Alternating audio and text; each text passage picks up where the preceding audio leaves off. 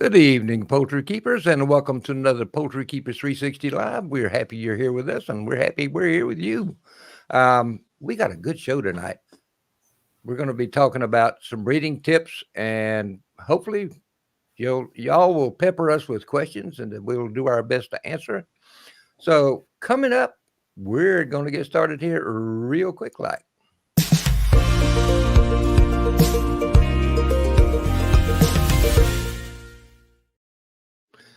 I think the one thing that I would like for everybody to keep in mind that when it comes to breeding, and I'm not talking about techniques and systems and all that kind of stuff, but just producing good, viable hatching eggs.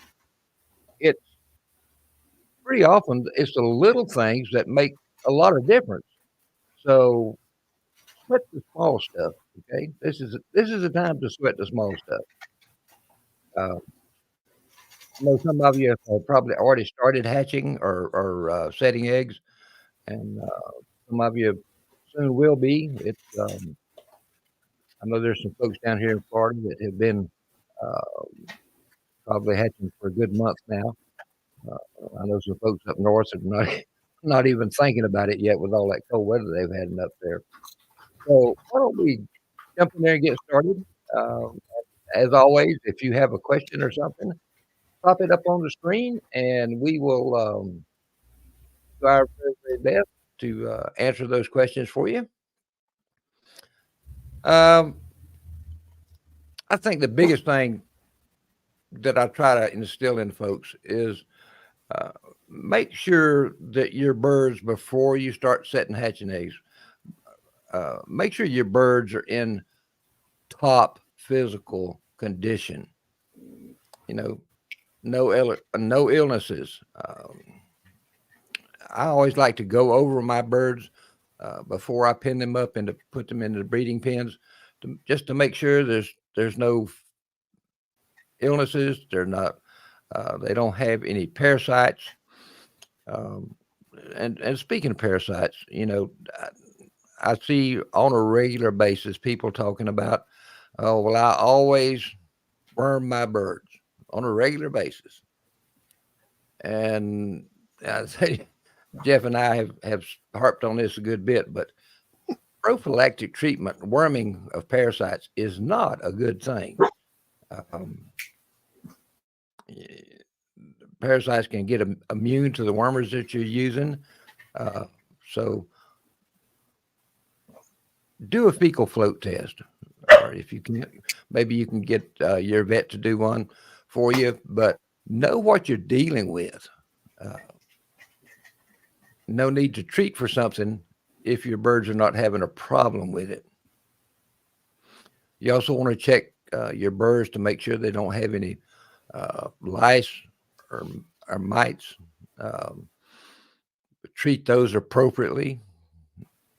Here again, I'm not a fan of just treating them willy nilly on a regular basis if they don't need it. I think Elizabeth has got a. Whoops, where'd it go? Here we go. Elizabeth had a good question here. My hens and pullets are laying well with 11 and a half hours of light. Do I need to add still more light to get 14 or 16 hours? Jeff, what's your thought on that? So 11 and a half or 12 hours of light is borderline. Yeah, I get it. They're laying good on that, and I understand that. But to keep them laying, so any stress that comes along or anything out of the ordinary at 11 and a half could make them stop laying. So it's just not a strong enough amount of light. And, Rip, you talked about too, the roosters need a certain amount of light for them to develop the right amount of testosterone and sperm and everything else. And so I definitely want to be above 12, even if we call it 13. You don't have to go all the way to 16. Probably don't have to go all the way to 14. But all the data and all the statistics show that 14 hours is that optimum length of light for good sexual maturity for both hens and roosters. And and then that's if your rooster's not too old. So I would keep going if it was me, Elizabeth. I think I would want to be closer to 14 hours. If you can do it without too much hassle. So you don't want to be short on eggs, and you don't want to take a chance on them quitting on you. And folks, Jeff just mentioned the males need that supplemental lighting as well to maintain fertility, and particularly older males. If you start lighting your birds, and I'm just going to throw this out there, if you start lighting your females 30 days before you want eggs, it's probably a good idea to start lighting your males 6 weeks before, because those old males, it can take them a longer time to become fertile. So just something to think Especially about. if you're talking a 3 or a 4 or even older rooster, I can't agree more with you, Rip. Now, if you got a new stag rooster coming along, he's full of it, right? So he's going to be fine. But if you're counting on that old, those older genetics, that older rooster, he's going to need that light stimulation just as much as those hens. So, absolutely. So Elizabeth also asked if chicks hatched in January, will they outperform chicks hatched in February? And I have no idea, Rip. This is all you. Here's what I finally had to do, and I raise reds, and they are slow to mature anyway. And if I hatch them too late in the year, they're trying to grow and do their thing, and when it's hot, and that just hammers their growth back. So I would normally hatch mine in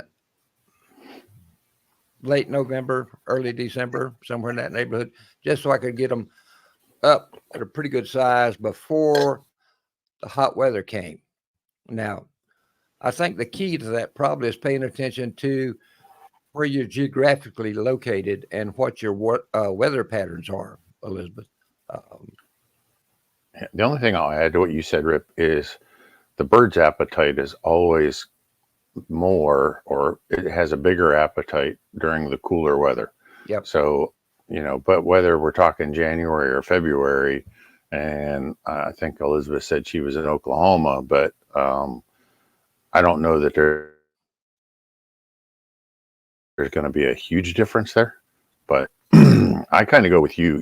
Actually, if a person could hatch in the fall, November, December, I think they're going to have the best grow out, because you got all the cold weather at that point, and better appetites. But you're going to have more invested in brooder, keeping them warm, housing, things like that. So it can be a toss up. While we're on lighting, Jeff, we were talking, I think, just a show or two ago about it doesn't take a lot of light intensity to get these birds going. Yeah, too much light intensity actually is really bad. So I tell people you only need enough light that you can walk in or through your chicken coop or your chicken house without tripping over something. So it's really, it's a low level of light, right? And I've walked into barns and, here I see 100-watt bulbs. I want to go get my sunglasses. That's how bad it is. And those birds are so stressed out by that much light, it doesn't take. So it's 10 lumens per square foot. So if you have a photographer friend, they'll have what they call a light meter. You can pick them up at a photo shop, where you buy higher end cameras and flashes and things like that. You can get a light meter and it'll give you a reading. You just have to be a bit of 10 lumens. And, there's, half the night lights that you get out there, off the shelf at Walmart put out more than 10 lumens, right? That's so true. Seriously, don't overdo it. Don't overthink this light thing, right? You can do more harm than good by putting them under, high intensity lighting. Not good at all. Point well taken there. So Elizabeth also wanted to know. Oh, yeah. Did you want to cover her pullet egg, older hen egg question, or did you have something else to move on to? I can do that. Okay. She wants to know if there are any suggestions for hatching pullet eggs and older hen eggs at the same time. Not that I know of. I've hatched pullet eggs and older hen's eggs in the same incubator at the same time and got equally good results from both.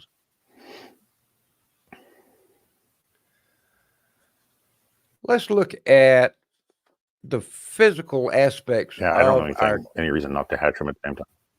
No. Let's look at the physical aspects of our poultry coop. And Jeff kind of alluded to it a little bit earlier, but you want to walk your coop on a regular basis. Just keep your eyes open for anything that's out of the ordinary. It could be the sound of dripping water. It could be wet spots in it, and we'll get into that in a little bit. But just something that's not normal, different behavior on the part of the birds. Check for potential stress factors, and these are some of the things that Jeff has covered earlier in previous episodes. But if you're using hoop houses or tractors or something like that have these plastic tarp covers, and the wind gets to beating those things around and flopping and flipping around there, and they get to popping and snapping, and that will really, really, really stress out your birds. So, and the same, I know some people wrap their coops in clear plastic, and the wind can do the same thing with that as it can those tarps. You want to make sure that you've got adequate roost. I'd like to allow probably 12 to 14 inches. I probably err on the side of too much roost space, but I like to give them plenty of roost space in the evenings. And where do you locate your roost? I don't know. This was something we were talking about fairly recently too, is that a lot of the folks have these sort of a lean-to style roost, and they've got a bar across here and a bar across here and a bar across here, and then a little bar higher up. I like, and I if you go back and look through the historical poultry books and magazines, you find a lot of the roost were all on the same plane. There was no incline to it. They were all flat and they were all level. There's less squabbling and jockeying for roost position. It seems to be like that. When you've got those standard roosts, everybody wants to get up to the top. If you got very many birds in there, that's not going to work. Let's see. Tiffany wants to know, how big should rooster pens and breeder pens be? Tiffany, it's going to depend. How many birds are you talking about having in a breeding pen at one time? I like to err on the side of a little more square footage than a lot of folks do. Probably at least 10 square feet per bird. Some breeds will require more than that. Some breeds you can get by with less than that. So again, it's going to depend on the breed that you're working with and where you're located.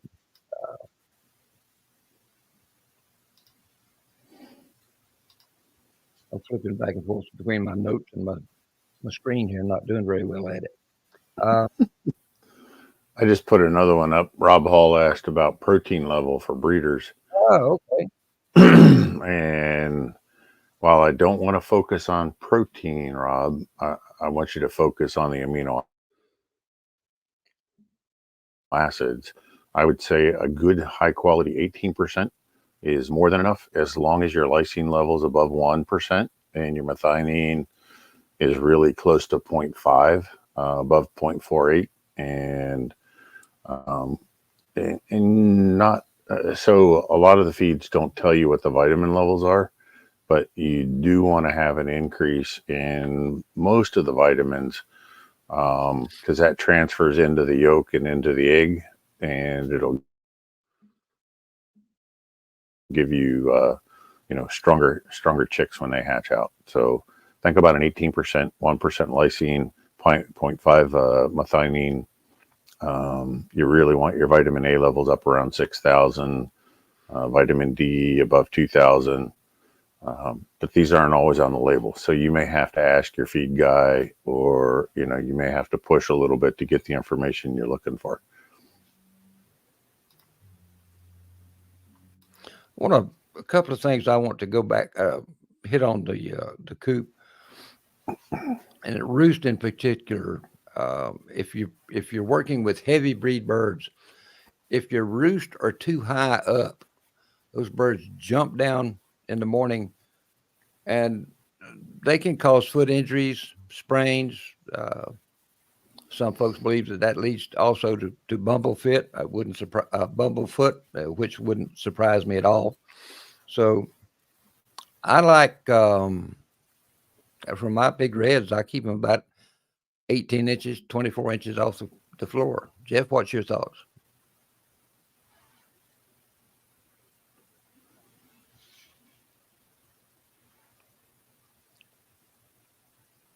I think we're losing Jeff there. He doesn't have the best connection. Yeah, I don't have the best connection. I'm sorry. What'd you say, Rip? What height did you want for your reds? I try to keep them 18 to 24 inches off the ground, no more than that. And really, I've kind of always gone by what their body weight is. So a bird in the mature weight, 4 to 5 pounds, you're okay at 3 foot off the ground.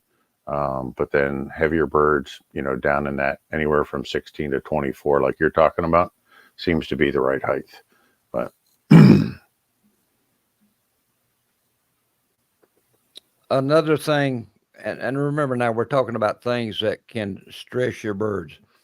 If you don't have sufficient feeder space for those birds to eat, they're going to be constant bickering and picking and fussing and fumigating over the feed all the time. So make sure you've got sufficient feeder space, as well as water space as well. And I don't know, some of you may use the little drinker cups, and some of you may use a water trough or something like that. But just make sure to follow the manufacturer's recommendation on how many birds per so many inches, or how many birds for a cup, and follow that.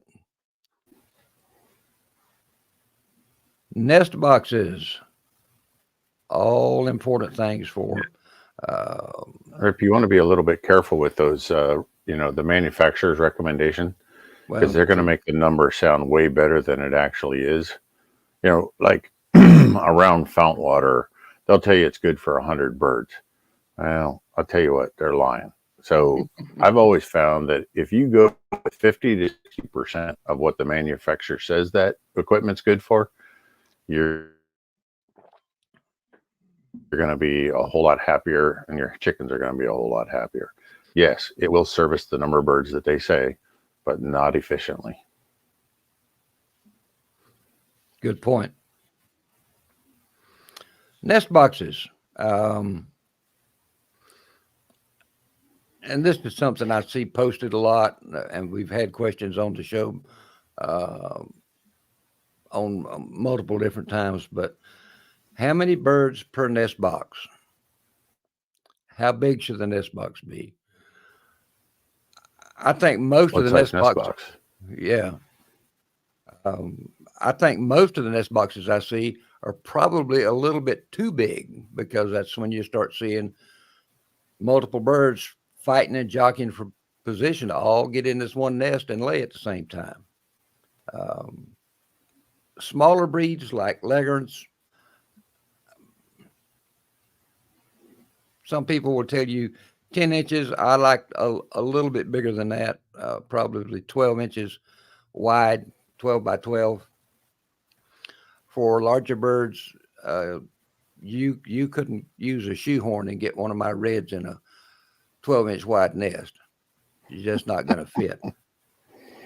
Uh, got to be around that 14, maybe 16 inches. And the really big breeds like your Asiatic birds, uh, your Orpingtons, they're going to need considerably larger nest boxes. Jersey Giants, especially. I know Wheezy Seller said that she has 18-inch by 18-inch nest boxes for her Jersey Giants. She's got big birds.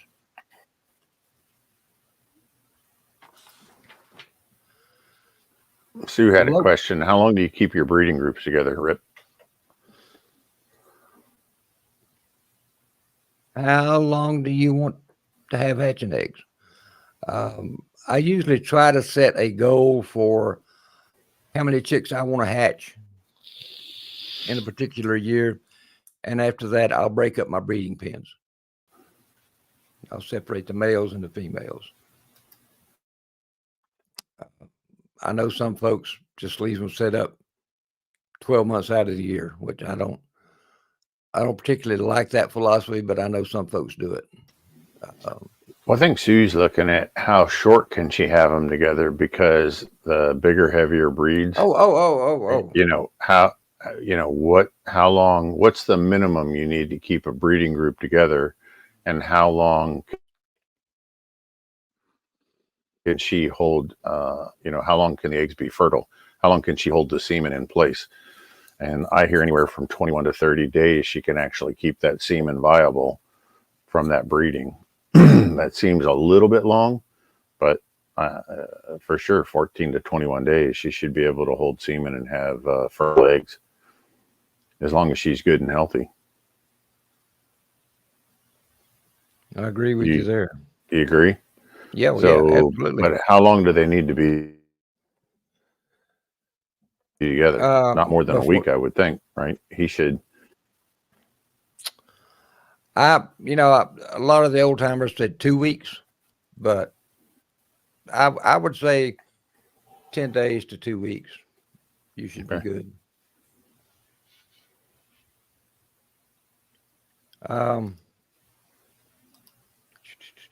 Location of the nest boxes. Jeff has said this numerous times, but you want to put your nest boxes in the darkest area of the coop. Well, here we go. I have large fowl Wyandottes. If roost are low height, what height should nest boxes be? I like 18 inches off the ground. Yeah. So I don't want them any higher than the roost, because then they're going to try to roost in the nest box. Right. For heavy breeds like large fowl Wyandottes, 16 to 18 inches off the ground is all the higher I want that perch rail for those nest boxes to get into them. I wouldn't go any higher. So yeah, I think you're asking for problems if you do that. Yep. Predators. It's getting to the time of year when we're going to start seeing more predator issues. So you want to make sure that your coop is as predator proof as you can make it. And not only your coop, but the area around your coop on the outside there. You want to do everything you can to discourage those things from causing problems, because coons or possums or birds, they're trying to get into your birds at night. They're going to stress your birds out, and that can affect your fertility and your hatchability. So we've got we did a show, it's been a while back, on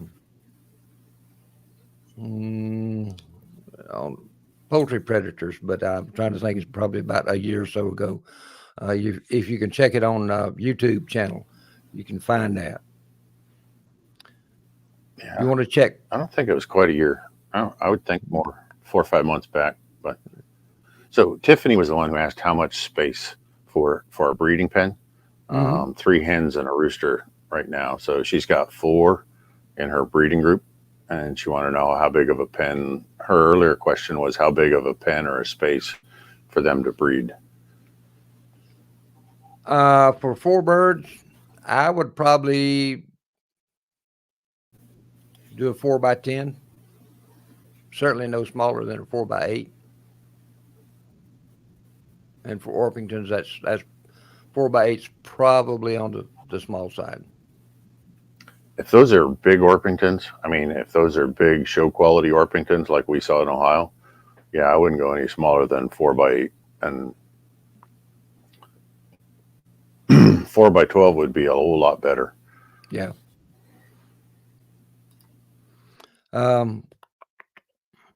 You also want to check your coops for vermin, rats, mice. They will actually stress out your birds because they're crawling around up there on the roost with them at night. They're actually eating and damaging feathers. You want to have some sort of vermin control program in place. Whatever method you choose to use. I know some of these folks have been having really good success with the 5-gallon buckets that has a lid that kind of drops down when the critters get on top of it, and it just plops them down in that bucket. So I've talked to numerous show folks who've had problems with rats and mice nibbling on the main tail feathers or the wing feathers and just really damaging that plumage. You want to make sure your coop has really good ventilation. You don't want any wet spots in there. So you want it to have enough ventilation where it's helping turn over and give you fresh air and get that moist air out of the coop.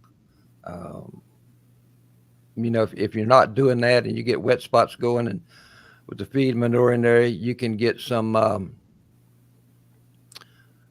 ammonia buildup, ammonia gas buildup. And that can really cause you problems, not only respiratory problems, but it can actually damage the eye as well. So make sure your coop is well ventilated.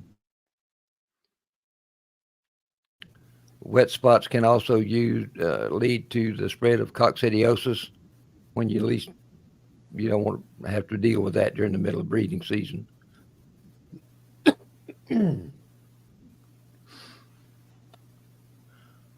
One thing that hasn't come up in questions, let's see. Oh, Stacy said some LEDs have a flicker that affects chickens. Is that right? I believe that you don't want anything that flickers real fast. Those fast flicker rates, particularly I know fluorescent lights are bad about that. So I know there are some LEDs. So she's responding. Yeah, Carrie had posted that he uses 25 watt equivalent LEDs, and Stacy had asked the question that LEDs. So you want what they refer to as a low flicker rate. So, and if you read the fine print on the light bulbs when you purchase them, it'll actually tell you what the refresh rate or the flicker rate is on them.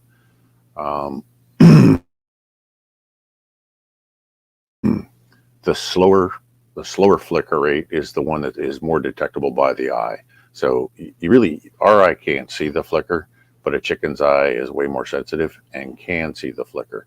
So you want to get the lowest refresh rate or the lowest flicker rate that you can get, and it's going to cost you a little bit more. They also make some that are specifically designed for use with poultry. Not only for the light intensity, but the color of the light and the flicker rate as well.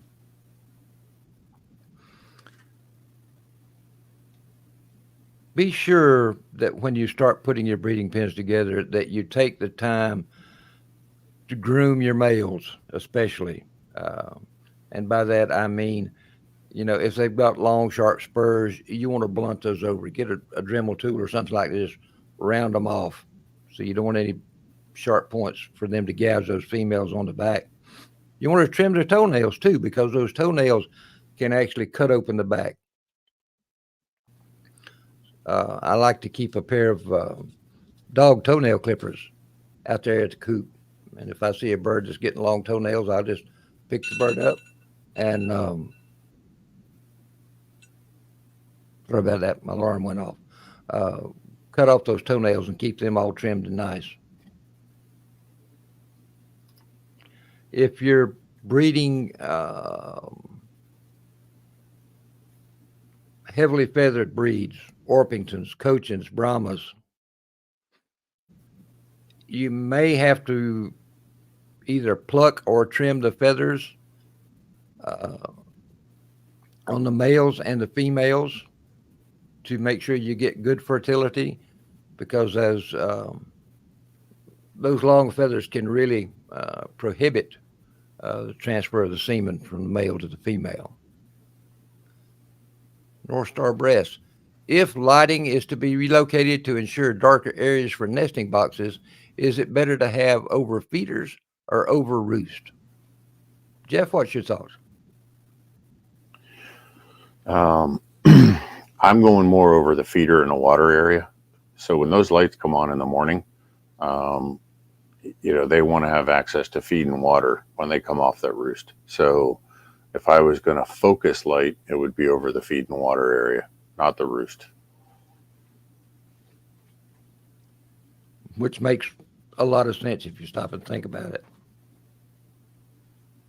And because some of us are going to be breeding when it's really cold in your neck of the woods, you want to make sure you collect your eggs on a regular basis. You don't want them to lay out in the nest and get frozen or anything like that, because a frozen egg's not going to hatch for you, that's for sure. Also, for us down here in the South, same thing when it's hot. And if you're breeding when the hot weather, you want to get those eggs and get them inside where they can cool down a little bit, because that also will work on your fertility. We talked a little bit about nutrition, um, but Jeff, is there anything that you think you would add to that? I agree with you wholeheartedly. We can't stress enough amino acids, amino acids, amino acids.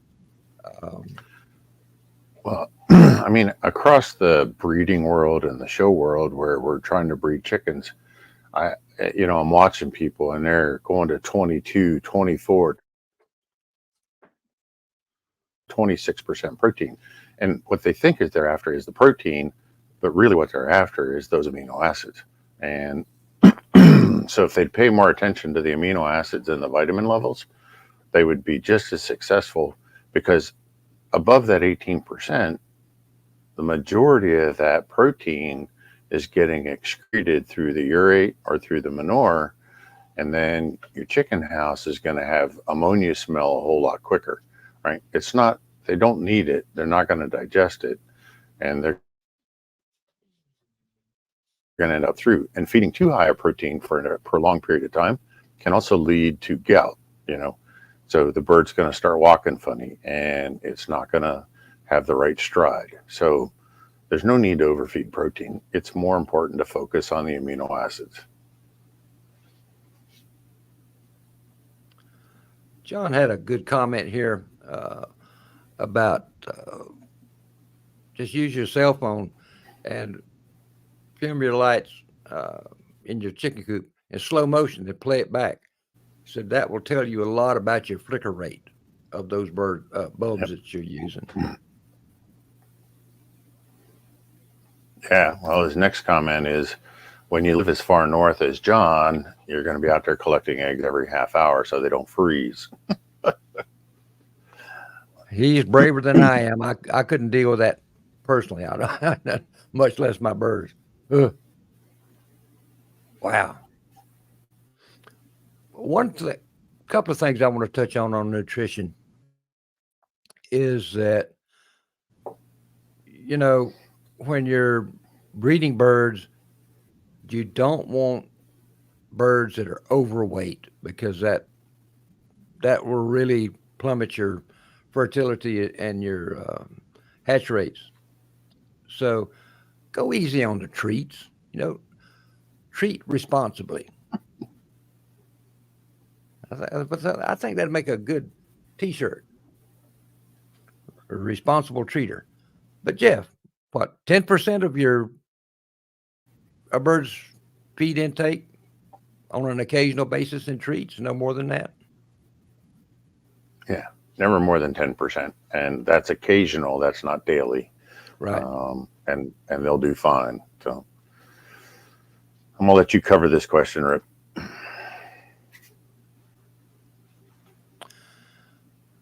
Yes, in all capital letters. I love that stuff.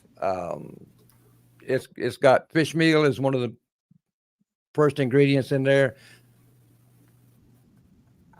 You if you've never used it before, you will notice a big difference in the way your birds look, the way your birds feel, improved fertility, improved hatchability, and it's also got those extra vitamins and minerals in there that are gonna give you chicks that are just big, strong, sturdy, vigorous chicks. So yes, I highly recommend the Fur Trail Showbird and Breeder supplement. It's good stuff. Rip's my best salesman. So, yeah, that's why I let him answer it. Well, it's easy to talk about something when you believe in it, and I have had firsthand experience with that stuff, and I love it. I often thought about trying to eat some of it myself, but I don't know whether. Nah, Mary wouldn't like that. Mary No, wouldn't no, like that. You're past not at that age now, Rip. Just let that go.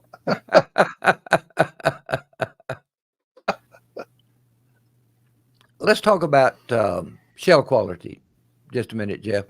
I know everybody's kind of tuned in to the um, supplemental calcium like oyster shells or calcium carbonate along those lines, but it's not always they need more calcium.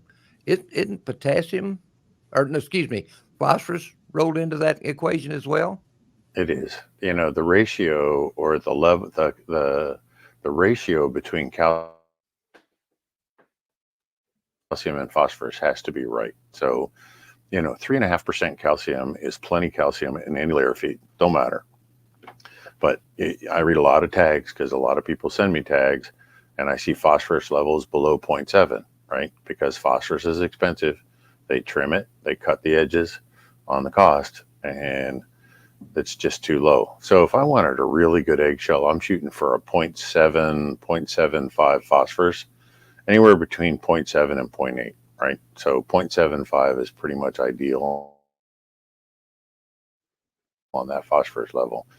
They work together, right? The calcium and the phosphorus work together in forming that eggshell. So you got to have both. It's not just calcium. Same thing goes with the vitamin D. So your vitamin D is mobilizing your calcium. So when you find feeds that are deficient in vitamin D, then you're not going to get as good calcium uptake and absorption in that chicken. But, feed companies are cutting back on vitamin D because it costs money. So that's... I keep seeing, I look at, and I see some of the same feed tags that you do, Jeff. Um, and I keep thinking they can't cut much more out of chicken feed anymore, but they managed to find a way to keep chopping away at it and chopping away at it and chopping away at it. Why we have to supplement our birds sometimes. Um, Well, the more tags I read, the more and more byproducts I see going in there, right? So Scary. you got wheat middlings, you got corn distillers, you got rice bran, you got all kinds of stuff, and just not good quality feed. Just they're byproducts, right? They're byproducts and fillers. But people don't necessarily know how to read a feed label, like they would be reading their own food label when they go through the store. But a lot of people don't read labels at the store when they buy their own food. So if you can't pronounce it, you probably shouldn't be eating it. And I kind of feel that way about chicken feed. If those primary ingredients, if you don't know what they are, then why are you buying it? Agree wholeheartedly. And Stephanie Cooper, she's making my point. Bless your heart, Stephanie. She says the breeder supplement did wonder for my birds, and it will. It really will. And one of the first thing I noticed about my birds, which kind of surprised me, was that they were much calmer after I started feeding them on that breeder supplement. So that's, They were what, something. Rip? I'm sorry. My Wi-Fi connection is horrible. They after I started feeding the showbird and breeder supplement, my birds were much calmer. Oh. They weren't. Yeah, they should be. When all their nutrition's being met and satisfied, then they should calm right down. So Tiffany wants to know the best way to get her birds to eat the grit. And I've never had any problem you just with sprinkle that. it on top of their feed, and they should eat it. And Or I use a little pint cup and just hang it on the feed, the fence, fill it full of grit, and as they eat it down, then I add more grit to it. yeah, they should take to it on their own as long as it's good grit.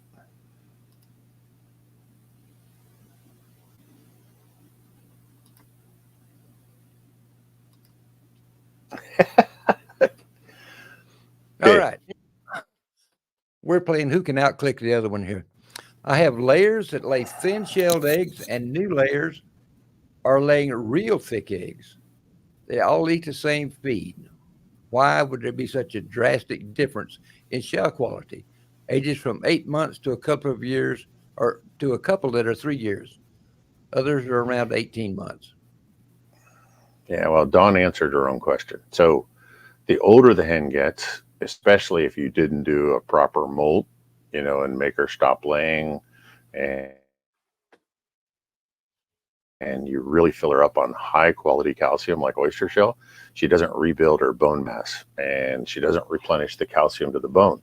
So, she's just tired. Her body's ability to take calcium out of the diet and turn it into an eggshell just diminishes the older she gets, especially if we're not doing a really good molt program and giving her a break.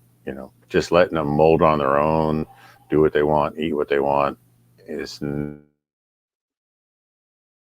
eggshell back to where you want it to be. That's the simple answer. Yep. Rip, anything to add? No, I think you hit the money hit it right on the nail there. Any other questions we got going out here, Jeff, that we might have missed? No, we're keeping up. We're on target. Well, that's I've been really popping them up as they come in. So that's really about all I had to cover tonight. All right. Well, Laura said that the Predator episode was October 18th, 2022. So it was a year ago. Man, time flies, Rip. Holy cow. And the older I get, the faster it flies, too. Geez. How long we been doing this? January will be 3 years. Really? Okay. Yeah. All right. Laura said she uses the Tidy Cat litter buckets for nest boxes, and it'll work for most birds 6 pound live weight, 6-7 pound live weight or under. You get much bigger than a 7 pound live weight, you're going to start pushing at for room for them to get in there and turn around. But I see a lot of those square Tidy Cat litter buckets being used for nest boxes all over the place. Laura kind of had me going there because I thought she was trying to, when I started reading that, I thought she was saying she used a Tidy Cat square litter box for feeding grit in. I thought, oh, that's a lot of grit. I'm not sure. Sue said she uses tote boxes. Tote boxes for reds? Yeah. I'm wondering if that's is that for breeding or is that for nest boxes? Nest boxes? Okay. I think she means nest boxes there. Okay.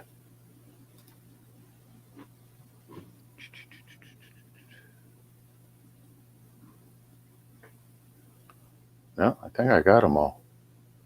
I think so. Unless somebody's got other questions for us tonight. And Karen wasn't able to join us to keep things rolling along, so I do have a She question got to tied ask. up with the with the accountant tonight and wasn't able to. Yeah, Hmm? funny games. I do have a question for you guys. Uh, we were discussing before we came on air about I don't know whether you're going to be out of town for the Christmas holiday or between Christmas and New Year's, or you're going to have family over. I mean, Jeff and I are more than happy to do a show.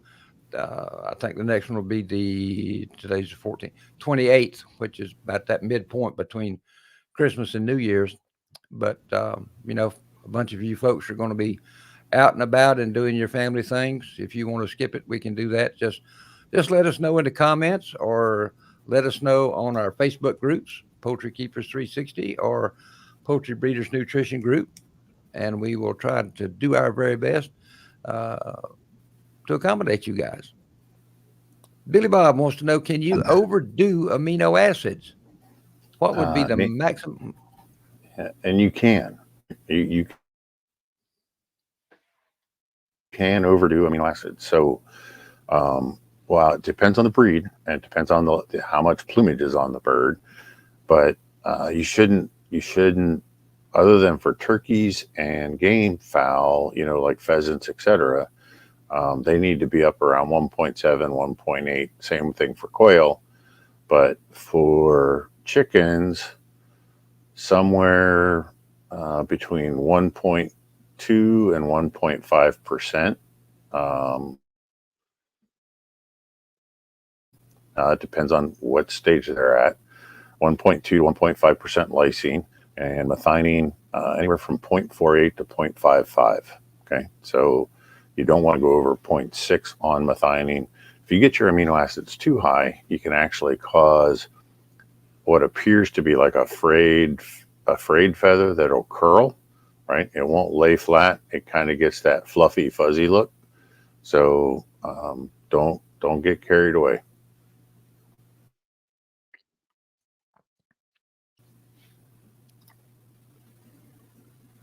Let's see. Shaggy said, thought you were doing one on cooking. That's on our audio only podcast that we're doing that, Shaggy. And Frank is a busy guy right now. He's getting even busier. They have found 685,000 flock of commercial layers about 25 miles from his house that have come down with avian influenza right now. So be nice to have Frank on because he's really good at that. But give the podcast a listen. We get into some things there that I think you'll find enjoyable. So Tiffany wanted to know what a molt program would look like, and we did do the show, Tiffany. So you may want to go back through and look at that. But molt program, you need to know what your flock's doing and when. But you really, when you start to see the first feathers drop or birds start, quit laying eggs, again, depends on where you're at. But I'm usually looking for this sometime in August, whether it's late July up to early September, but August is when they typically want to quit laying. Then you actually want to go on to a low protein, low energy, very, very high fiber diet. And you're going to feed that at a very reduced amount, roughly 2 to 3 ounces per bird per day for 14 days. And what you're doing is you're helping them. So when they go into molt, they're actually in a fever. So I hear a lot of people want to feed more protein, more protein, more protein. And actually digesting protein causes more internal heat than anything else. So you want to get away from the corns, the starches, the carbohydrates, and the proteins. That's actually going to help your bird. It's also going to help them drop those feathers and lose some internal body fat, which is what we want them to do. During that time, you've got free choice oyster shell everywhere because I want them to fill up on all the calcium that they can possibly eat to replenish their bone mass. You can weigh the birds before you start. and at 14 days, you're going to weigh them again. And we're hoping to lose somewhere around 10 to 20% body weight, get them back down to near pullet weight. And then bring them back on to a really good feed with proper amino acids, you know, and get those feathers regenerated,